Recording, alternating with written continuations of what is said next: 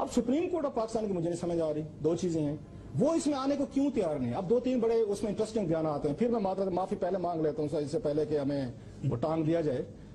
वो ये है कि हमारे ये चीफ जस्टिस साहब कहते हैं, इससे पहले जस्टिस साकिब निसार साहब कहते हैं कि पॉलिटिकल लॉन्ड्री में हमें ना डालें, ये हमारा काम नहीं है, ये गांधी सियासी उधर ले लें। ना चीफ जस्टिस साहब तैयार है, ना जस्टिस साकिब निसार साहब। अब मैं इनकी 2-4 आपको मिसालें देता हूँ, ये क्यों तैयार नहीं है।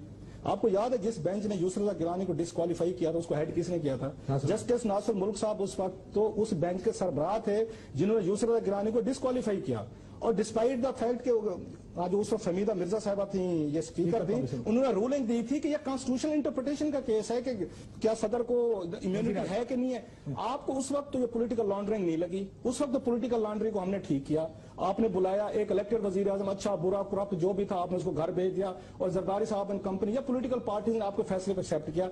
जब ये फैसला एतजाज अहसन साहब जो 100 रुपया लेके गए थे और 100 रुपए में ऐसे केस लड़ सकते थे जितना उन्होंने लड़ा, वो जब चीफ जस्टिस इफ्तिखार चौधरी के सामने पेश हुए, वहां पे जस्टिस साकिब निसार ने उनको पता क्या कहा था? उन्होंने कहा नो सर, सॉरी सर, आपके क्लाइंट का कोई केस नहीं है। और चीफ जस्टिस साहब ने कहा था, आप लोग भी मौजूद होंगे, एतजाज को, sorry sir, you have lost the case.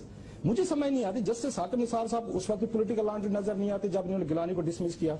जब वहां पे उस वक्त ये जस्टिस साकिब निसार ये थे अपने नासिर मुल्क साहब ने डिस्क्वालीफाई किया, उस वक्त पॉलिटिकल लॉन्ड्री नजर नहीं आती। सर आपको तनख्वाहें इसलिए दी जाती हैं, इंस्टीट्यूशन इसलिए बनाए जाते हैं कि अगर 2-4 इंस्टीट्यूशंस के क्लैशेज हैं, प्रॉब्लम है, तो आप आपकी एक हैसियत आर्बिट्रेशन की, जज का क्या काम होता है? अभी भी मैं समझता हूँ नासिर मुल्क साहब जो हैं बड़े अच्छी पर्सनैलिटी के बंदे हैं, जाती तौर पर अच्छे तारीफ करते हैं, आप बहुत बड़ा क्राइसिस है। और ये जहन में रखें कि पॉलिटिकल लॉन्ड्री की तरफ नहीं जा रहे, हुकूमत खुद तैयार है, मियां साहब ने लेटर लिखा हुआ है, तैयार नहीं है ना, यही ना हो। जब पीपल्स पार्टी थी, जब पीपल्स पार्टी पावर में थी, आपको पता है, हमें पता है कि किस तरीके से रूथलेस अकाउंटेबिलिटी हुई जो होनी चाहिए थी, ठीक की।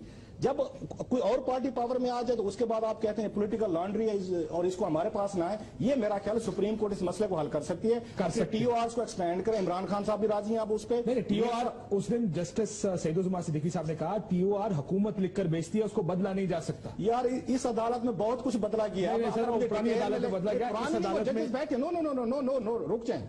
लेकिन अगर आप स्पिरिट ऑफ द लॉ के मुताबिक चलना पड़ेगा ना, अपनी मर्जी के मुताबिक नहीं चलना। एक ही लॉ होता है, एक लॉ में आप एक प्राइम मिनिस्टर को फांसी लगाते रहे, ठीक है सर, और दूसरे लॉ में आप आके डिस्क्वालीफाई भी करते रहे। अब आपसे इतना भी नहीं हो सकता कि इतने बड़े लेवल पे यहाँ पे अनरेस्ट है पूरे मुल्क में, आप बैठ के टीओआर को चेंज कर लें। इससे पहले कभी अदालतों ने पाकिस्तान के किसी प्राइम मिनिस्टर को डिस्क्वालीफाई नहीं किया हुआ, ये पहली दफा हुआ है। इसके लिए पूरी फौज को आपको मिलिट्री कू करनी पड़ती थी, आपने जुडिशियल कू किया उस दफा, लेकिन लोगों ने माना। अब आप थोड़ी सी इसमें टीओआर में हल्की सी तब्दीली की जा सकती है, क्या मत नहीं है।